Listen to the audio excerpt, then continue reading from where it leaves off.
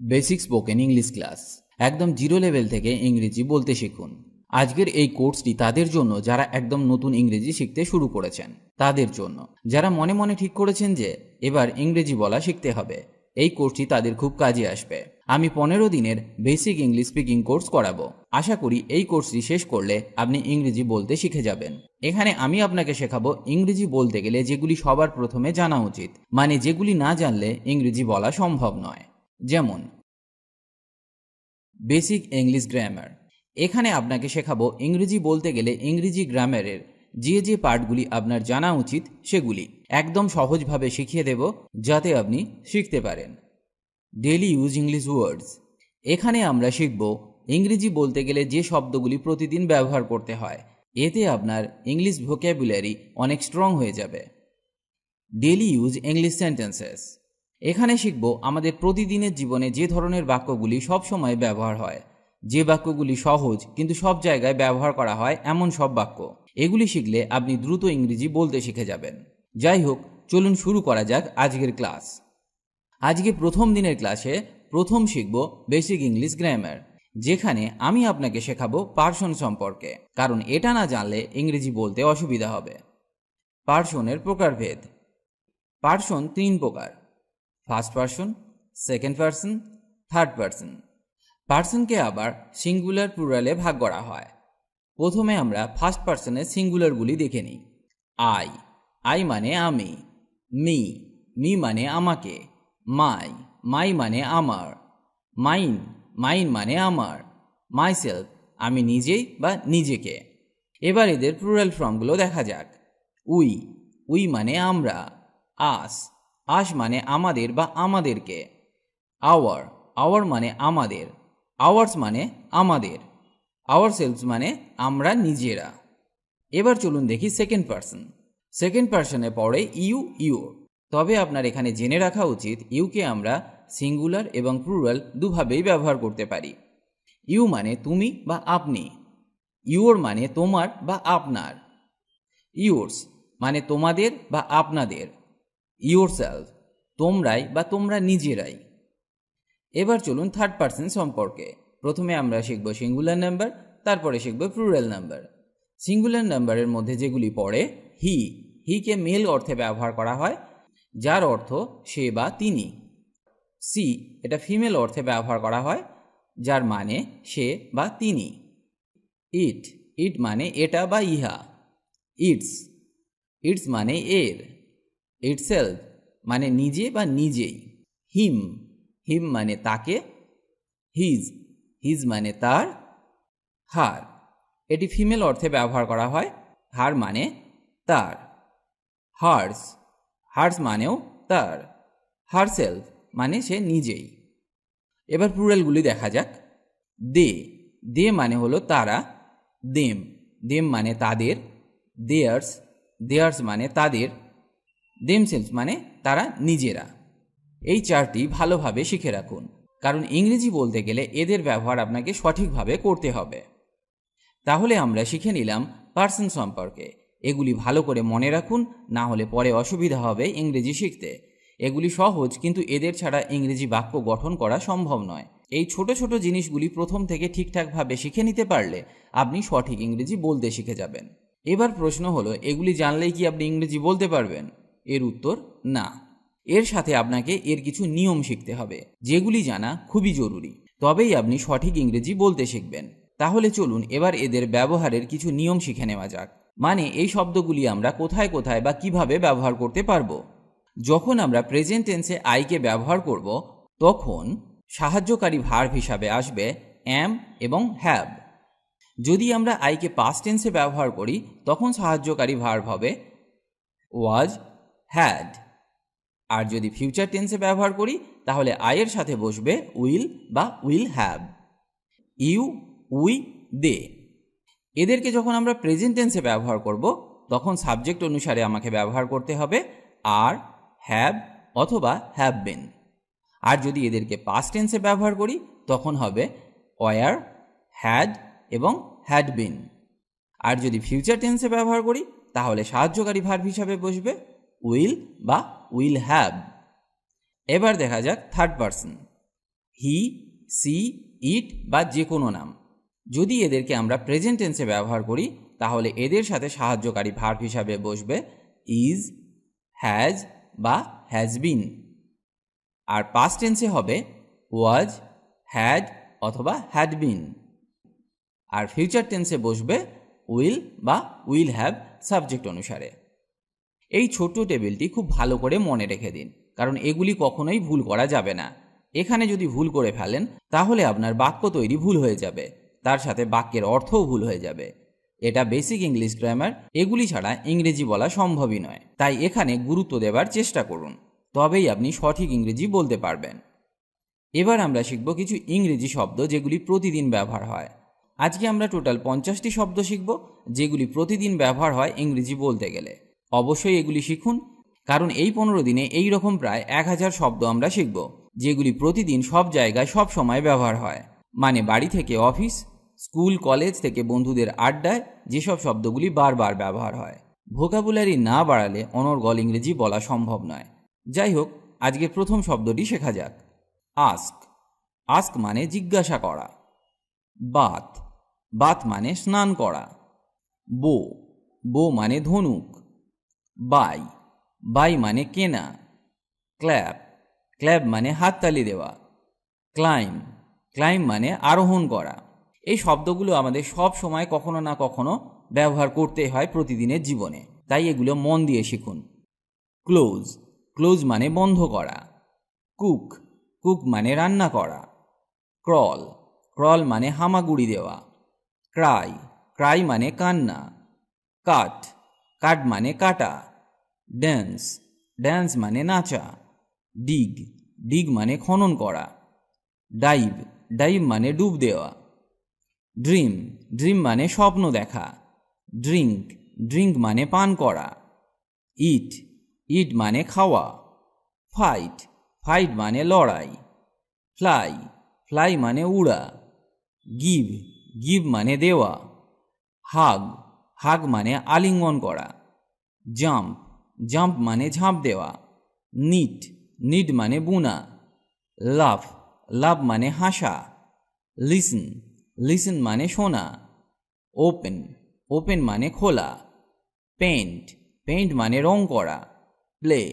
Play মানে বাজানো, আবার প্লের অর্থ খেলা। রিড। রিড মানে পড়া। রাইড। রাইড মানে চড়া। সিউ। সিউ মানে সেলাই করা। সেক। সেক মানে ঝাঁকুনি দেওয়া। সিং। সিং মানে গান করা। স্মেল। স্মেল মানে গন্ধ নেওয়া। স্নোর। স্নোর মানে নাক ডাকা। স্ট্যাক। স্ট্যাক মানে গাদা করা। Stand up. স্ট্যান্ড আপ মানে দাঁড়াও। টক। টক মানে কথা বলা। থিঙ্ক। থিঙ্ক মানে ভাবা। থ্রো অ্যাওয়ে মানে ছুঁড়ে ফেলে দেওয়া। টার্ন অফ মানে বন্ধ করা। টার্ন অন মানে চালু করা। ওয়েট। ওয়েট মানে অপেক্ষা করা। ওয়াশ। ওয়াশ মানে ধোয়া। ওয়াচ। ওয়াচ মানে ঘড়িও হয়, আবার ওয়াচ মানে দেখাও হয়। উইন। উইন মানে জয় করা। রাইট। রাইট মানে লেখা। প্রথমে আমরা শিখলাম বেসিক ইংরেজি গ্রামারের কিছু নিয়ম, তারপর শিখলাম কিছু daily use most common English ওয়ার্ডস। এবার আমরা শিখব কিছু ডেলি লাইফ সেন্টেন্সেস, মানে এমন কিছু বাক্য যেগুলি আপনি সব সময় সব জায়গায় ব্যবহার করতে পারবেন। তবে তার আগে আমরা শিখব কিভাবে বাক্য তৈরি করতে হয়, কারণ সেটা না জানলে আপনি সঠিক বাক্য তৈরি করতে পারবেন না, যার ফলে ইংরেজি ভুল হবার একটা চান্স থেকে যাবে। তাই আমরা প্রথম দিন থেকেই সঠিকভাবে ইংরেজি শেখা শুরু করব। এখানে আমরা শিখব ভার্ব এবং অবজেক্ট দিয়ে কিভাবে বাক্য তৈরি করা হয়। তাহলে আপনার বুঝতে সুবিধা হবে এবং আপনি খুব সহজেই নিজে থেকেও বাক্য তৈরি করতে পারবেন। তাহলে চলুন শুরু করা যাক। ডিম সিদ্ধ করো। Boil the egg. এখানে বয়েল মানে সেদ্ধ করা। বয়েল হলো একটি ভার্ব, তার সাথে যোগ হলো ডিম, দ্য এগ। চাবি নিয়ে এসো। ব্রিং দ্য কি। ব্রিং দ্য কি, এখানে ব্রিং হলো ভার্ব আর দ্য কি হলো অবজেক্ট। অবজেক্ট বা আমরা আদার ওয়ার্ডসও বলতে পারি, কারণ বাক্যের অন্যান্য অংশ ভার্বের পরে আমরা বসাবো। প্রথমে আমরা ভার্বকে ব্যবহার করব, তারপর বাক্যের অন্যান্য অংশকে বা আদার ওয়ার্ডসগুলিকে তারপর বসাবো। এটি পরিষ্কার করো। Clean it. Clean it. এখানে থাকুন। Stay here. Stay here. আমাকে সাহায্য করো, হেল্প মি, হেল্প মি। জামা কাপড় ধুয়ে ফেলো, wash the clothes, wash the clothes. TV চালু করো, switch on the TV, switch on the TV. তোমার নাম লেখো, write your name, write your name. একটু আগেই আমরা শিখলাম কিভাবে ছোট ছোট বাক্য খুব সহজে তৈরি করা যায়, যেখানে আমরা শুধুমাত্র ভার্ব এবং অবজেক্ট বা আদার ওয়ার্ডসকে ব্যবহার করেছিলাম।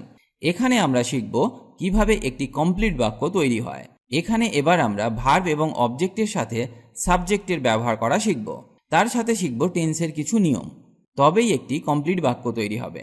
এখানে আমি মাত্র একটি সেন্টেন্স নেব এবং সেই সেন্টেন্সটি সমস্ত টেন্সে ব্যবহার করে দেখাবো তার অর্থের পরিবর্তন কিভাবে হচ্ছে এবং সমস্ত টেন্সের সেন্টেন্স স্ট্রাকচারগুলো কীরকম হবে আমি সেটাও আপনাকে খুব সহজে শিখিয়ে দেব, যাতে আপনি টেন্স খুব সহজে শিখে যেতে পারেন। এখানে তাহলে আপনি শিখবেন সেন্টেন্স স্ট্রাকচার এবং sentence. Simple present sentence structure হবে সাবজেক্ট প্লাস ভার্বের ফার্স্ট ফর্ম প্লাস অবজেক্ট। তার মানে প্রথমে আপনাকে সাবজেক্টকে বসাতে হবে, তারপর ভার্বকে বসাতে হবে এবং তারপর অবজেক্টকে বসাতে হবে। তাহলে একটি বাক্য তৈরি হতে গেলে আপনার তিনটি জিনিস লাগবে, সাবজেক্ট, ভার্ব, অবজেক্ট। এবার একটা উদাহরণ দেখা যাক। আমি ভাত খাই, I eat rice, I eat rice.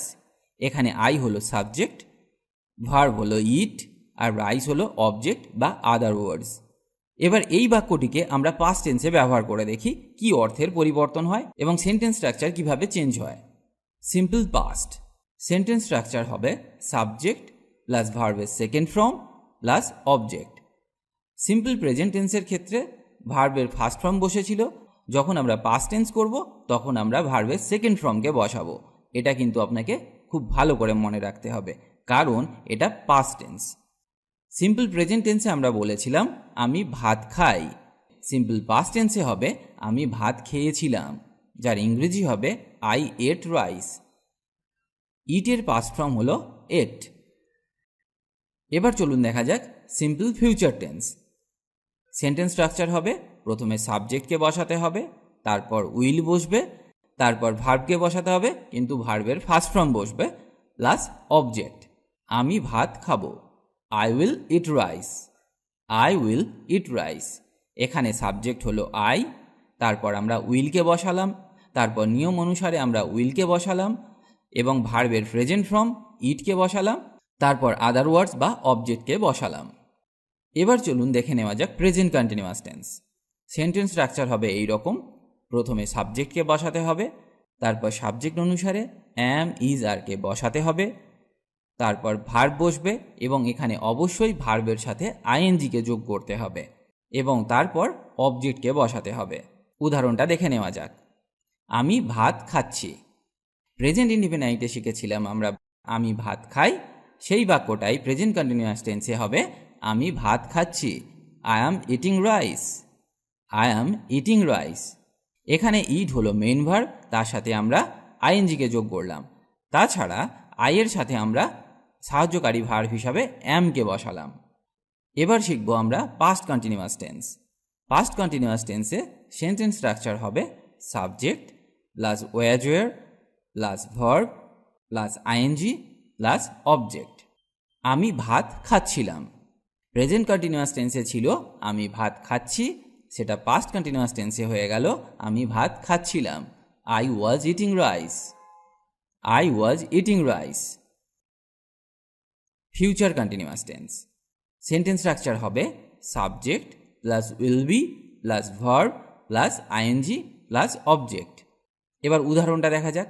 আমি ভাত খেতে থাকব, I will be eating rice, I will be eating rice.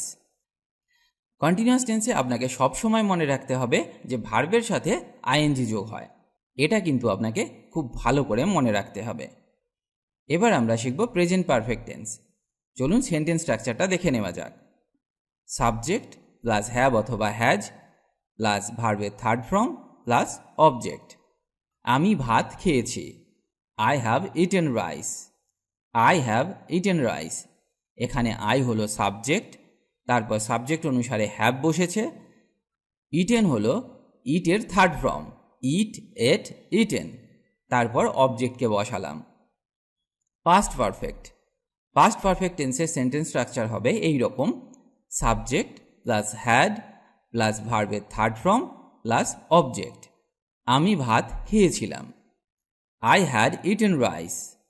I had eaten rice. এখানে আপনাকে মনে রাখতে হবে হ্যাডকে সমস্ত সাবজেক্টের সাথে ব্যবহার করা যায়। Future perfect tense. Future perfect টেন্সের সেন্টেন্স স্ট্রাকচার হবে subject plus will have plus ভার্বের থার্ড ফর্ম প্লাস অবজেক্ট। আমি ভাত খেয়ে থাকব। I will have eaten rice. I will have eaten rice. যদি আপনার টেন্স নিয়ে সমস্যা থেকে থাকে তাহলে আমাদের টেন্সের ভিডিওটি অবশ্যই দেখবেন। এত সহজ করে টেন্স শেখানো আছে যে আপনি একবার দেখলেই শিখে যাবেন। টেন্স নিয়ে আর কোনো দিন আপনার সমস্যা হবে না। তাহলে চলুন দেখা যাক আজকে আমরা কি কি শিখলাম প্রথম দিনের ক্লাসে। প্রথমে আমরা শিখেছি বেসিক ইংলিশ গ্রামারে পার্সন সম্পর্কে, তারপর আমরা শিখলাম ডেইলি ইউজ ইংলিশ ওয়ার্ড সম্পর্কে, তারপর শিখলাম কিভাবে বাক্য তৈরি করতে হয় এবং সেন্টেন্স স্ট্রাকচার সম্পর্কে, তারপর শিখলাম বেসিক টেন্স সম্পর্কে এবং টেন্সের সাহায্যে কিভাবে বাক্য তৈরি হয় সেটা সম্পর্কে। আশা করি এই ক্লাসটি আপনাদের খুব কাজে আসবে।